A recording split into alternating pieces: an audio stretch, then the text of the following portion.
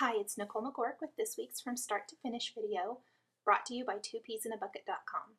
This week I have a 2-page school year in review layout to share with you. Okay, this week I have a 2-page layout for you. I am doing a school layout that is it's going to be a 2-page layout that is like a year in review. Just some of those favorite photos from a school year, and I'm very behind in my scrapping, so I'm just going to go ahead and start with my oldest son's kindergarten page.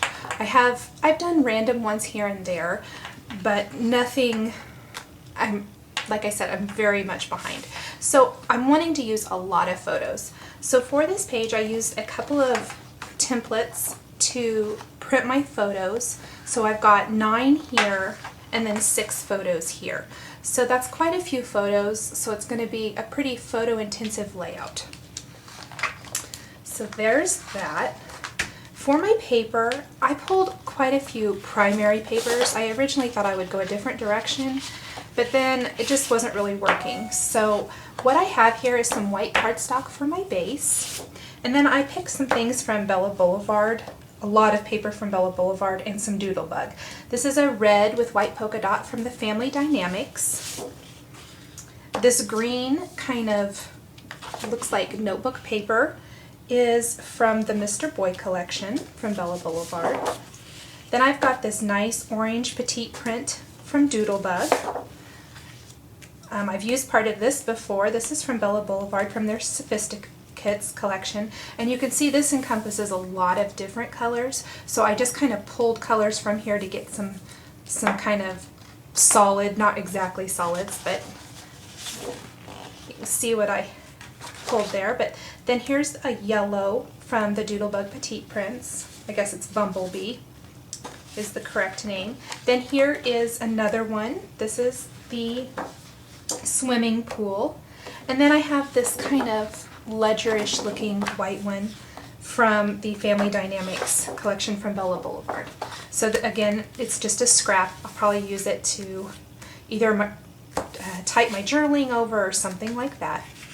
Those are my papers that I'm going to use.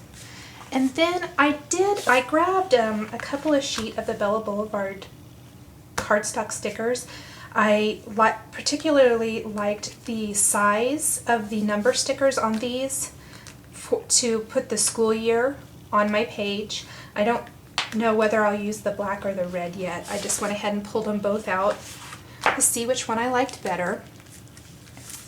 I also have, I'm not sure if I'll incorporate any of this or not. I was thinking that these number stickers would work well to number the photos so that they would correspond back with my journaling. So I might use something like that.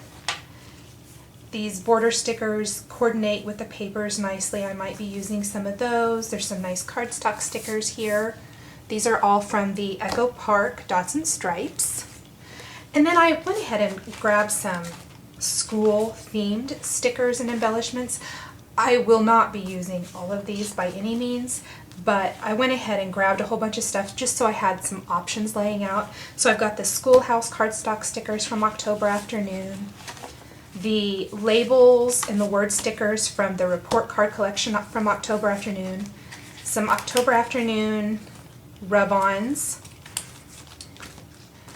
and other than that, I'm going to die cut a couple of things for my title, but this is the product that I've pulled to work with. I'm sure I'll add some things as I go and remove some things, so let's go ahead and get started.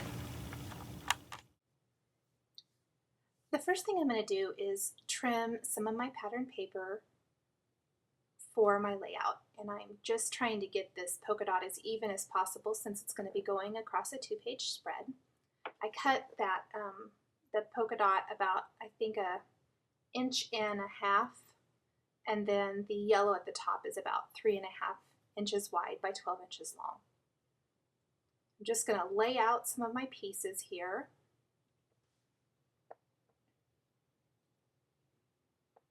I'm going to grab some of this green paper from Bella Boulevard from the Mr. Boy collection, and it's this really cute, it looks like that paper you would write on when you are in elementary school with the lines and the little dash line in the center there. So I just cut a thin strip from each of, or 2 thin strips from that to place there at the bottom of the page, right above the polka dot.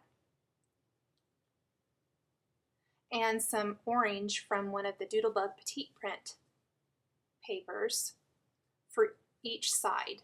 2 inches wide on the left and a ½ inch wide on the right side. Now I did go back and grab this stripe from Bella Boulevard. It's just a scrap I had left over, but it has the same colors as the polka dot. And I wanted to just add a tiny bit of color on each end of the page, so I cut really thin strips from that to place over the orange. And then I thought I would place thin strips of the blue up at the top, but then I decided that was too much. Too many different things going on, so I'm going to remove those. And then I'm just going to go ahead and start putting the background together. I have most of that stuff already cut out, and I know where I'm going to put it, so I can go ahead and add some adhesive. And I just start from the top or the bottom and work up. That way, especially when you're working with strips of paper like this, it helps you keep everything nice and even. And I'm constantly lining up the left side with the right side when I'm doing a 2-page spread. If it's one like this where it really needs to be lined up, where it has strips of paper or the photos need to be lined up, it's really important because you don't want it to be lopsided when you're finished. I just punched a couple of borders using the Fiskars postage stamp border there. Postage punch, not stamp, I'm sorry. And I use the same yellow paper, but there's a slightly different pattern on the opposite side. So it gives it, it's kind of hard to tell in the video, but it does give it a kind of tone-on-tone effect and a little bit more texture that way. And I kept trying to find somewhere to put that blue strip of paper, and finally I just threw it away. I don't know why I was trying so hard to incorporate it. Add my colorful stripe of paper there. And then I'm going to add this border sticker from Echo Park. And I did end up pulling the sticker up and layering that stripe paper over it. There you can see it a little bit better. Okay, once I kind of have all of my elements in place, for the most part, my background, I'm ready to start adding some of the embellishments, and I just cut one of these phrases from an October Afternoon rub-on set, and I cut both the rub-on part and the backing paper from the rub-on sheet. That way I don't accidentally transfer some of the other rub-ons to my layout. I've done that before and it's very frustrating. So most of the time I will just go ahead and cut up my rub-on sheet so that I don't accidentally mess up any of my other rub-ons. I was thinking I might use those apples, and then I decided I thought that would be too much, so I'm going to put that to the side. And I kept trying. Okay. I'm going to grab some of these star borders here and just add a couple on either side of my rub-on phrase just to dress it up a little bit. I thought I might add brads or something, which would be cute as well, but I didn't want it to be, the layout to be too terribly bulky since it's my son's school album and there's quite a bit of memorabilia and other things in the album, so I'm trying to keep it as flat as possible and still have it be fun and interesting. Okay, I printed my journaling on some of this kind of grid paper. This is also Bella Boulevard. And I print it like this. I don't always do that because it's not always the most easy to read, I guess. But sometimes I think it's fun and it kind of is interesting when you do it that way. Especially all I did was just simply say what the photos were. Like if it was a Valentine's party at school or the first day of school or you know, my son with his teacher. So it wasn't like a really intensive type journaling. It's more just a record of the, you know, when and where. So I printed that and I put it on the side there of the photos.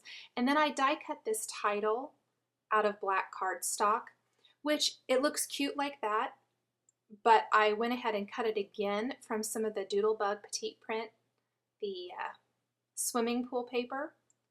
And I used one side to do the title, and then I used the other side for the bracket. Just it in real life, it kind of gives it a more interesting look. And I realized then that I didn't spell observations right, or I had it up the die cut upside down, so I need to flip that around. And then I accidentally tore the S on the bottom of that. And instead of die cutting it again, I just grabbed a glue dot and I kind of pieced it back together. Once I got it fixed really good, you couldn't even tell that I had ripped it. That's just my little cheat.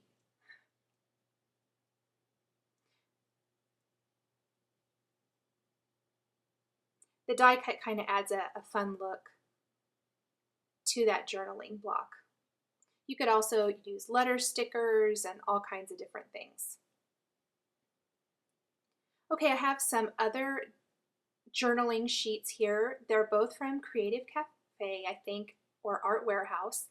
And I think they're both older product. I kind of have a whole basket in my office of these kind of things that I like to use on layouts that I just grab and rummage through it whenever I'm doing a layout and I need something like this.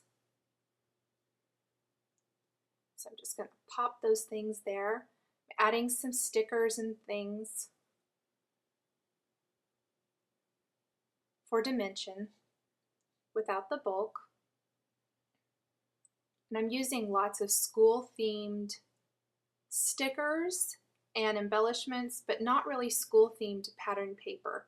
So this same design could be used for lots of different things, not necessarily just a school-themed layout.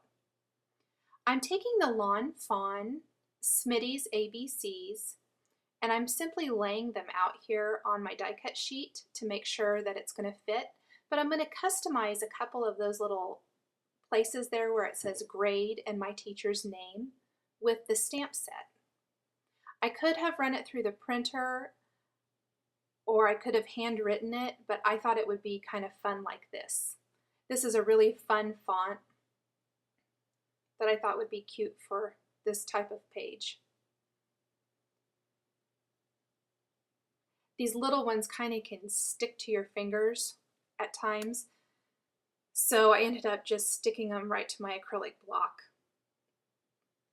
and then stamping them. And I used the chicken feed here for the teacher's name, and then I'm going to use cough syrup, the color cough syrup for the grade. And again, I'm going to just do the same thing. I'm going to add all of my letters to my acrylic block, and then I'll just stamp it all at once. And there we go.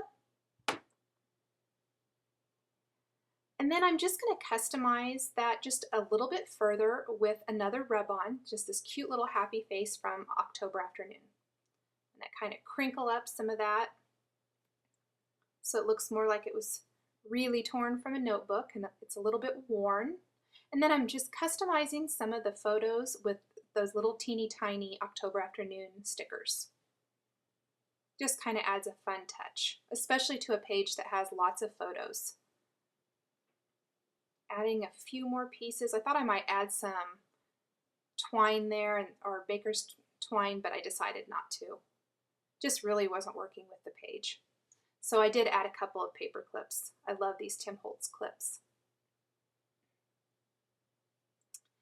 Now I'm ready to add the rest of my title, and I'm die cut it again using some die cut designs and cutting them with my silhouette, and I'm simply layering all the pieces now. I've got a punch circle a vellum over a punch circle of pattern paper. I thought I'd do blue, but then the polka dot looks more fun, so I went ahead and went with the polka dot, and then I die cut the grade K and just layered that. Next, I cut some more rub-ons from the rub-on sheet, and I'm just going to apply those right over my circle. And I really think that dresses up that die cut even more, gives it more of a pre-made embellishment look. And then I'll just adhere that. And I'm getting close to being finished now. I'm just going to finish up with a few additional embellishments. I'm going to add one of these apple rub-ons to my journaling block. And I need to add a few more star rub-ons to the right side of the page so it coordinates with the left.